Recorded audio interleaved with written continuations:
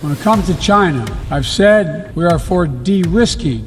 We recognise China poses a systemic challenge to our values and interests. The European Commission on Tuesday said that the efforts to ratify a massive investment deal with China have been suspended. Apple is exploring ways to reduce its reliance on China. Bloomberg has learned that more than $7 billion of iPhones were assembled in India in the last fiscal year.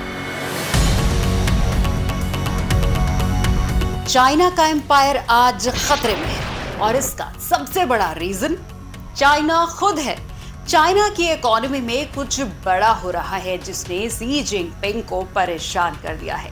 जहां China US को overtake करने के सपने देख रहा था, आज उसको अपनी इकोनॉमी बचाने के दिन देखने पड़ रहे हैं और ये इंडिया के लिए एक बड़ी अपॉर्चुनिटी माना जा रहा है, जिसको अगर इंडिया ठीक से कैपिटलाइज कर पाएगी तो इंडिया वर्ल्ड की सबसे बड़ी इकोनॉमी बन पाएगी।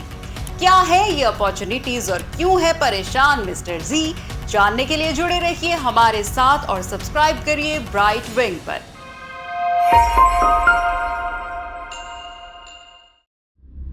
सबसे पहले चाइना की इकोनॉमी में क्या हो रहा है? 40 साल पहले चाइना ने अपनी इकोनॉमी दुनिया के लिए खोली थी और पहली बार चाइना ने एफडीआई में डेफिसिट रिकॉर्ड किया है। फॉरेन फर्म्स चाइना में न सिर्फ इन्वेस्टमेंट रोक रही हैं बल्कि अपनी एग्जिस्टिंग इन्वेस्टमेंट्स बेच रही हैं। पिछले साल अक्टूबर में चाइना की मैन्युफैक्चरिंग सेक्टर में एक अनएक्सपेक्टेड डिक्लाइन आया। एक्सपोर्ट लगातार श्रिंक होते जा रहे हैं। ये इकोनॉमी की ग्रोथ का एक इम्पॉर्टेंट इंडिकेटर है। China's GDP is also struggling. 2023 में it grew around 5%. वहीं 2028 में it's expected to grow at just 3.4% according to the IMF. पिछले साल चाइना ने अनएम्प्लॉयमेंट डाटा रिलीज करना बंद कर दिया था after it showed that unemployment amongst the youth had broken records in the country. यही नहीं, चाइना लोन्स में डूब रहा है। चाइना में LGFVs एस्टैब्लिश किए गए थे इंफ्रास्ट्रक्चर इन्वेस्टमेंट को फंड करने के लिए और इनका चाइनीज पब्लिक इंफ्रास्ट्रक्चर को बिल्ड करने में इंपॉर्टेंट रोल रहा है। Today these LGFVs are in डेब्ट of around $9.2 trillion which is equal to half of China's GDP. But आप ये सोच रहे होंगे कि यार चाइना वर्ल्ड की सेकंड बिगेस्ट इकोनॉमी है, अभी तक तो सबको पीछे छोड़ रही है। So why all of a sudden is this happening? Growing fears of a trade war between America and China. President Trump signed a presidential memorandum hitting China with more than $50 billion in tariffs. China एक aggressive और expansionist nation है who does not play by the rules. Businesses and nations don't trust China anymore because of its own policies. China का anti espionage law, multiple raids on companies, उसके exit bans की policy जो किसी भी foreign executive पर लग सकती है, and China's slow regulatory approvals, ये सब आज चाइना को एक अनइन्वेस्टेबल नेशन बना चुके हैं। आप सब छोड़िए, जैक मा का एग्जाम्पल देखिए। वो चाइना का नहीं, एशिया का रिचेस्ट आदमी था। एक झटके में he was finished, all because he criticised the Chinese government. When China's most powerful businessman is not safe, how can others be safe? और कोविड का भी बड़ा रोल रहा है इस ट्रस्ट को डिस्ट्रस्ट में बदलने का। चाइना में कोविड रेस्ट्रिक्शंस इतनी ज्यादा इंटेंस थी कि कंपनीज की सप्लाई चेन पर बड़ा असर हुआ and they could not do anything about it, which made them to realize कि वो चाइना पर कितना डिपेंडेंट है and that they need to move out ASAP. इसका सबसे बड़ा एग्जांपल है एप्पल। चाइना में आईफोन की सबसे बड़ी फैक्ट्री का ये हाल हुआ था। Breaking news coming in: employees of the world's biggest Apple iPhone factory have been beaten up and detained in protest over contract disputes. इससे पता है क्या हुआ?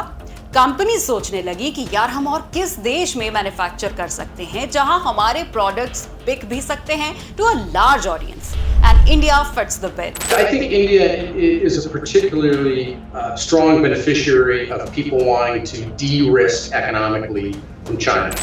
इंडिया वर्ल्ड की फास्टेस्ट ग्रोइंग इकोनॉमी है with a young educated population जो tech friendly है और जिसके एस्पिरेशंस बहुत हाई हैं। इंडिया को एक मैन्युफैक्चरिंग हब बनाने के लिए पूरे जोर लगाए जा रहे हैं और इंडिया में एक यंग और स्किल्ड लेबर फोर्स भी है। प्लस इंडियन गवर्नमेंट की इंटेंशन क्लियर है। It wants foreign companies to come and make in India. जब एप्पल जैसा टेक जायंट इंडिया में आता है और बोलता है कि we are going to make 25% of our iPhones in India, it sends a huge signal for others to follow, which is exactly what is happening. Also, Apple, Nokia, Samsung, Boeing और अब Tesla सब India में आ रहे हैं या आ चुके हैं।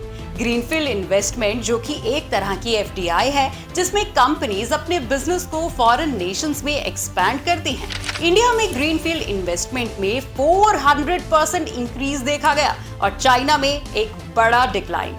India के फार्मास्यूटिकल सेक्टर में इसकी वजह से बड़ा ग्रोथ आ रहा है।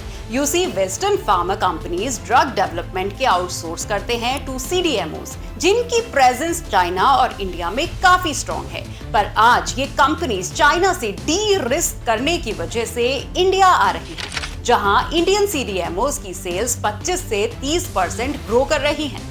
बॉस्टन कंसल्टिंग ग्रुप, जो कि एक ग्लोबल मैनेजमेंट कंसल्टिंग कंपनी है, एक सर्वे किया था जिसमें ये पाया गया कि 90% नॉर्थ अमेरिकन मैन्युफैक्चरर्स ने या तो पिछले 5 सालों में अपनी प्रोडक्शन चाइना से रिलोकेट करी है या वो अगले 5 सालों में रिलोकेट करने का प्लान कर रहे हैं। नाउ रिलोकेशन में इंडिया के पास बड़ी अपॉर्चुनिटी है, बट बहुत से चैलेंजेस भी हैं। इंडिया के साथ बाकी देश भी compete कर रहे हैं, जैसे कि Bangladesh, Vietnam, Taiwan, south Korea. इनमें से साउथ कोरिया और ताइवान हाई टेक्नोलॉजी में काफी आगे हैं, इसीलिए इनको इंडिया से ज्यादा प्रेफरेंस भी मिल सकती है। यूरोपियन यूनियन अपनी क्लाइमेट पॉलिसीज को स्ट्रिक्टर बना रहा है और क्लाइमेट टैक्स लगाने की बात कर रहा है, whereas India calls it unfair because it is a developing nation which cannot do away with its reliance on coal and carbon so easily. दोनों एक मिडिल ग्राउंड ढूंढ रहे हैं टू वर्क टुगेदर, क्योंकि आज इंडिया जैसे बड़े मार्केट को इग्नोर नहीं किया जा सकता। इंडिया के पास एक और बड़ा एडवांटेज है स्केलेबिलिटी का, जो बाकी देशों के पास नहीं है। And this is why India will be given a preference, plus government की तरफ से इंसेंटिव्स दिए जा रहे हैं। टेक्नोलॉजी में भी इंडिया बड़े स्टेप्स ले रही है। अगले 5 सालों में इंडिया में सेमीकंडक्टर इंडस्ट्री खड़ी होगी। फॉक्सकॉन, माइक्रॉन जैसे चिप मेकिंग जायंट्स इंडिया में आ रहे हैं। इंडियन गवर्नमेंट आज से ही AI इंडस्ट्री सेटअप करने में इन्वेस्ट कर रही है। इंडिया 2035 तक एक $10 ट्रिलियन की इकोनॉमी बनने के पथ पर चल रही है। चाइना को रिप्लेस करने में वक्त लग सकता है, but it's only India which has the potential to do so and confidently moving in that direction. आपको क्या लगता है, इंडिया अगले 10 सालों में चाइना से कॉम्पीट कर पाएगा? हमें कमेंट्स में जरूर बताएं।